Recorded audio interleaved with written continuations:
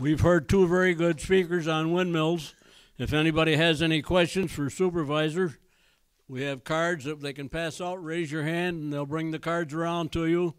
If you want to question the supervisor, put John on your card. If you want to question the attorney, put Richard on your card. So they're passing out the. Sure, he's got one more comment. Sorry about that. I know one of the other questions that was asked was, the impact on property values, and I just want to say that for our experience in Lewis County, that we have seen no impact. We have no evidence of any impact one way or the other on property values. We haven't seen a decline or we just haven't.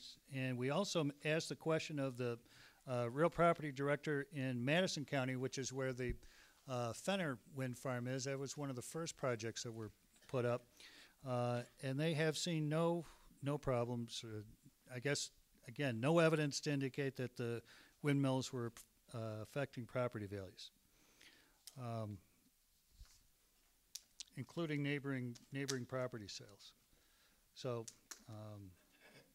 and I think one of the reports we have from the assessor in the town of Harrisburg was that they have 3 new homes in Harrisburg built in close eyeshot of the turbines. So I don't know if that, you can take that, I guess, a couple of different ways, but I just want to say we have seen no impact one way or the other. Thank you. You put your questions on your card, either pass them to the aisle or hold up your hand, and they'll be picked up. I didn't realize our next speaker is from Ellenburg. Sandy laBarre, secretary to the supervisor. She's a resident of Ellenburg near Chateauguay. She has worked on 4 wind power projects. She is an excellent source of information, and I understand she's also been the highway superintendent. Isn't that something that we never heard of around here, huh? That's great. Sandy, the floor is yours. Sandy laBarre. Thank you.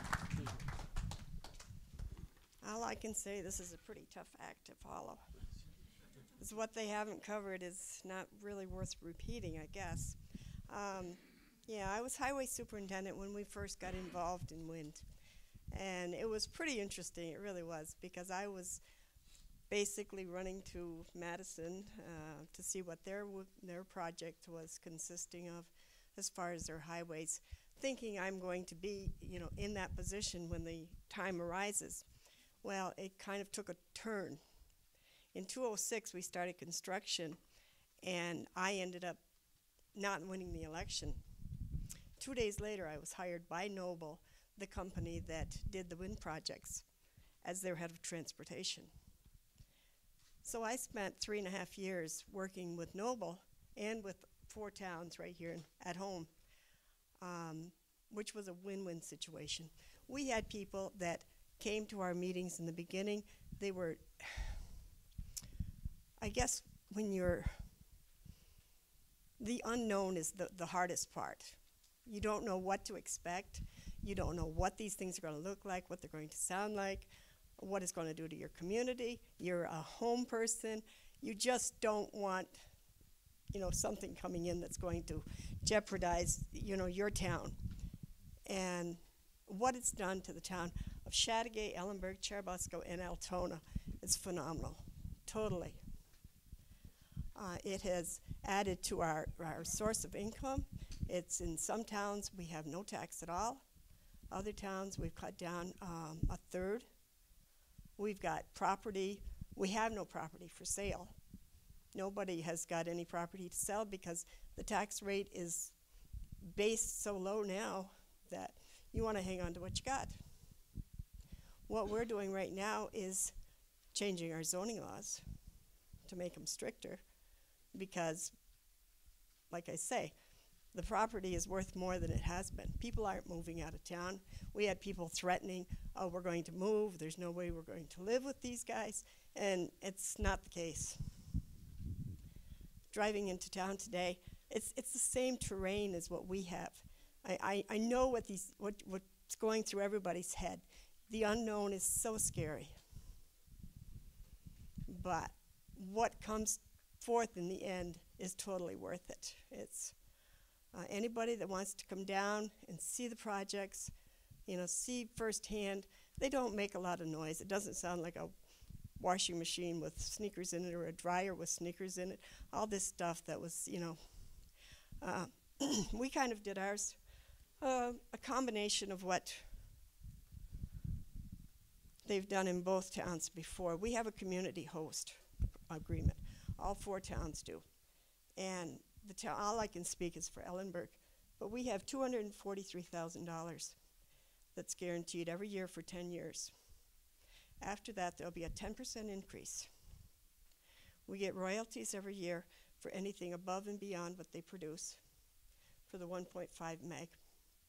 And last year it was just a little over 15,000. Needless to say, I'm not a very good speaker. The IDA, that's the Industrial Development Association out of Clinton County, they negotiated with us.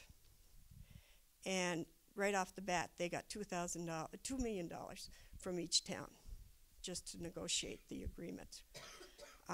What it came down to, the school gets 54%, we get 34%, and the county gets 12%. And that's every year. Our school, Northern Adirondack, this past year, they got $1.3 million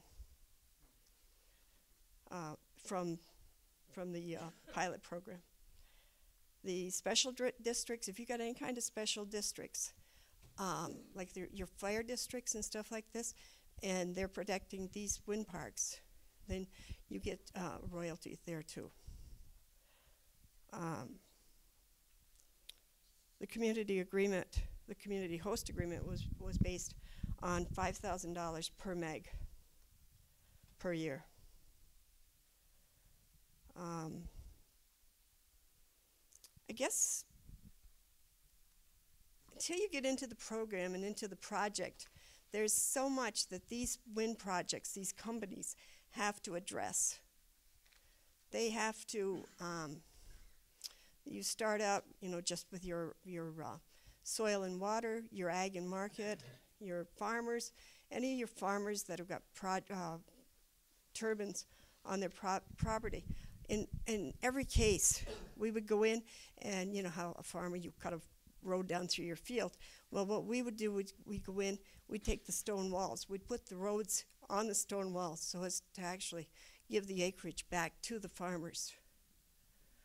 Well, I think altogether in the Ellenburg project, there was 23 acres that went back into farming. And once they had their roads, built, which are roads like, you just don't build,